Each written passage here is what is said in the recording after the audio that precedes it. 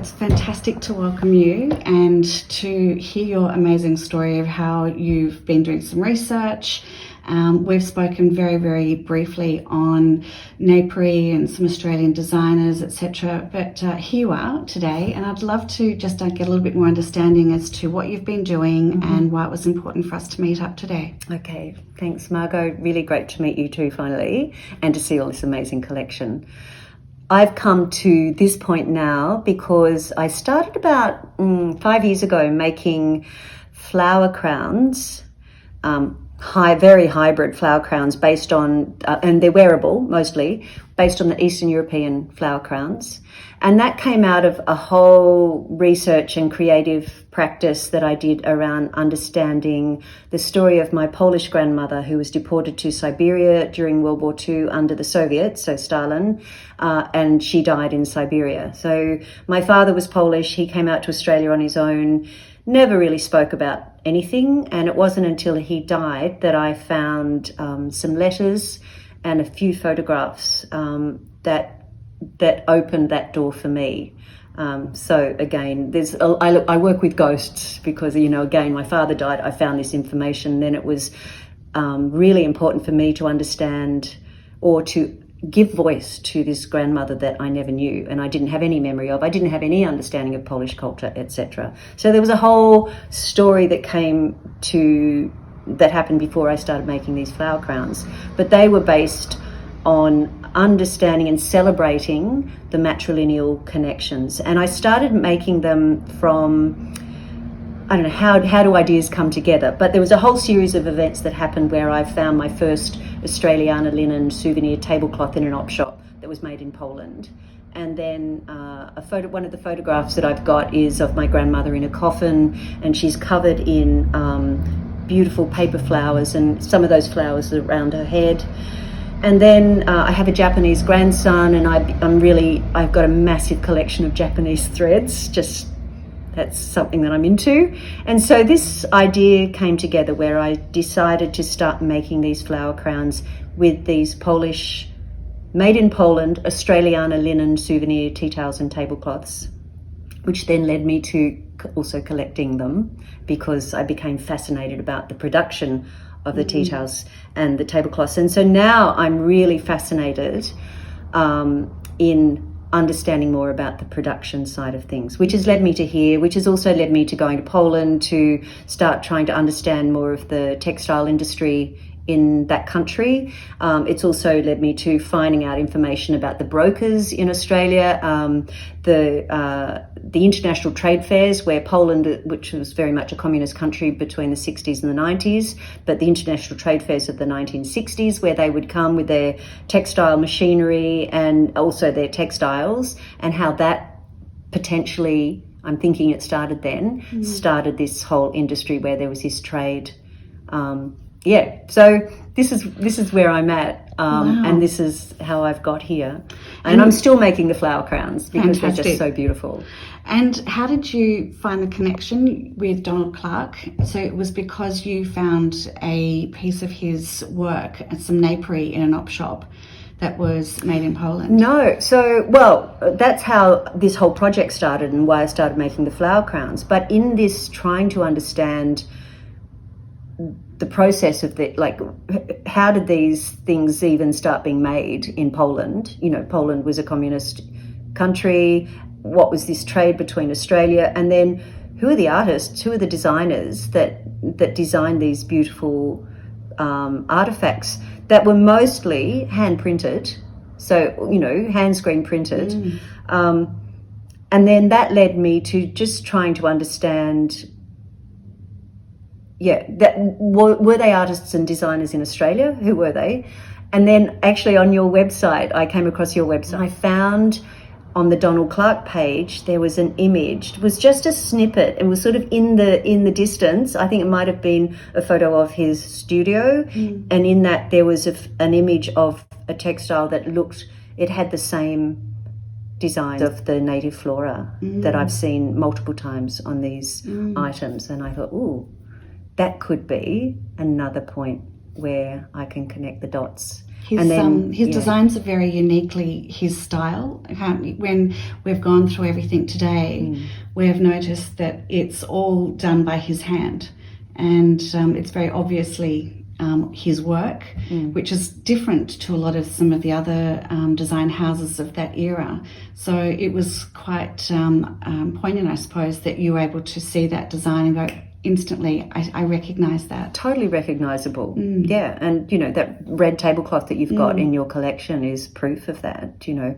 And then you think about, well, did they then, these companies in Australia, then employ random designers and artists to copy those designs and also completely do original designs that then they would send to Poland or whatever country? And I've since found a tourist souvenir company in Tasmania that has a collection in their archive of old tea towels from multiple countries. So they didn't just buy and do business with Polish textile companies, but it's the Polish textile companies that did the flowers a lot. And I found quite a lot of their products with the Polish textile factory label on it, with handwritten instructions on the samples that they've got of, you know, change this eye to black and move that line over here. You know, it was the slow movement. It was before computers, and everything would have been sent by mail. Yes. So Donald Clark's designs, clearly the flowers and fauna in that, but some of those textiles also have a sign, a name, Marika, on them. So who was Marika? And did she copy those designs? Did she also draw some other designs? And I've got some samples from them where they've actually got hand painted, like a little postcard that's been hands painted that's stuck onto the linen too. Yeah. So you can see that slow process and how it was then. Margot, I think where you and I have a common interest is that we're interested in the production, so the process of production of these items. You know, like a finished product doesn't just miraculously appear. There's a whole layer of stories, multiple layer of stories that of people, of designs, of thought processes that lead to the finished product. And it's those processes and those stories and the many hands that come into play that is so fascinating, that we can often at this stage only imagine. But that's why these items that show the process are so valuable, because it also feeds in to the stories that we can only imagine. I think also when we looked at, for example, all of those film positives and the hand-drawn designs, it's the thought process that they would have had to have gone through to say, now, how are we going to make this work? How are we going to lay it out?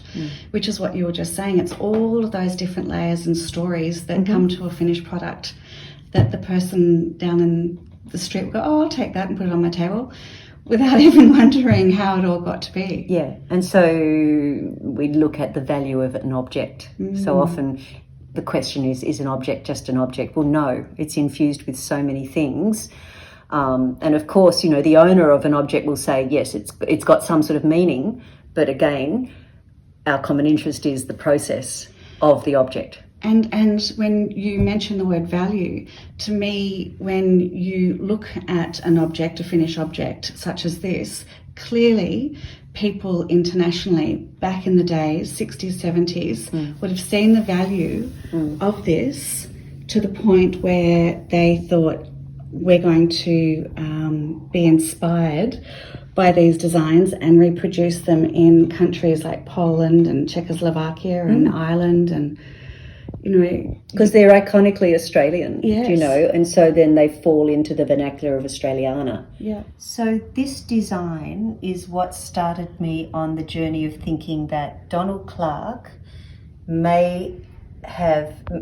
designs may have been used and copied in the tea towels and tablecloths that I'm looking at of Australiana souvenir linen made in Poland.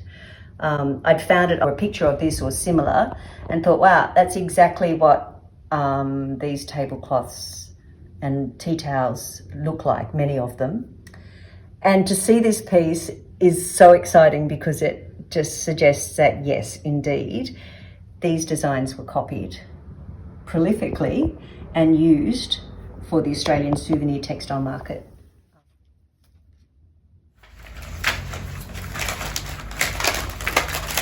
This is just extraordinary.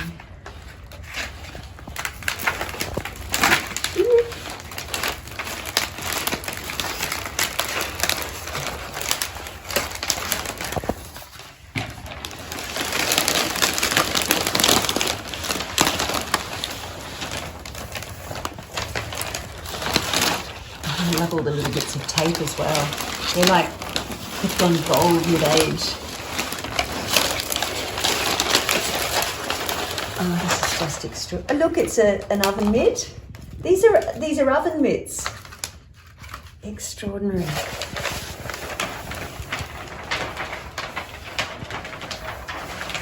Wonderful. The centerpiece. Oh, you can see how that was hand drawn directly onto it. Yeah. Where's that piece there?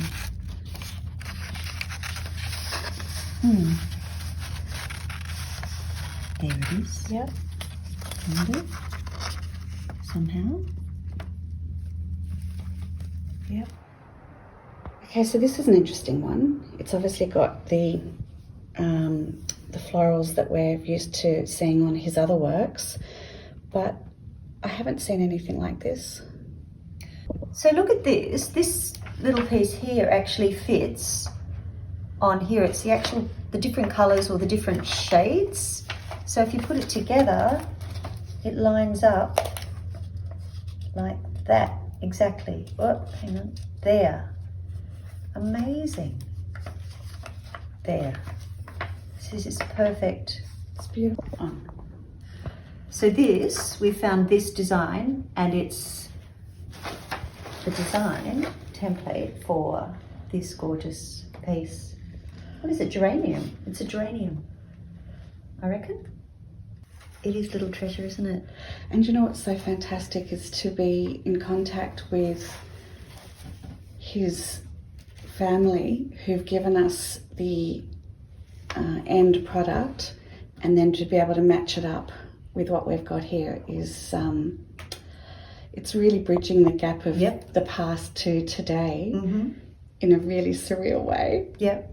And for me, finally, this is what I suspected about some of the designs on the souvenir linen that I'm working with, that was made in Poland, that some of the designs have come, the origin of the designs have come from Donald Clark. It's incredible. Yeah. It's really quite something, isn't it?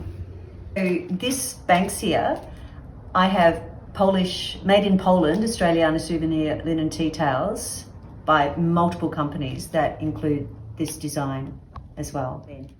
Isn't it interesting when we have a moment of discovery like we have had today? It was not even a moment, it was heaven. But when we have discovery like today, opening up the treasure chest, it answers so many questions, but then asks so many more. So hopefully some other people might be able to watch what we've seen today and answer some questions for us. It'd be fantastic because, look, the work I do, I always say I work with ghosts. Do you know, these textile factories don't exist in Poland anymore. I really fully believe that there are people out there that will hopefully go, yeah, you know, my grandmother or my mother used to do that, or I had an aunt or I had an uncle who used to do those drawings. That would be fantastic. Yes. Yeah. Yeah. It was so lovely to meet you. Thank you for coming today. You too, Margot. So special. Okay.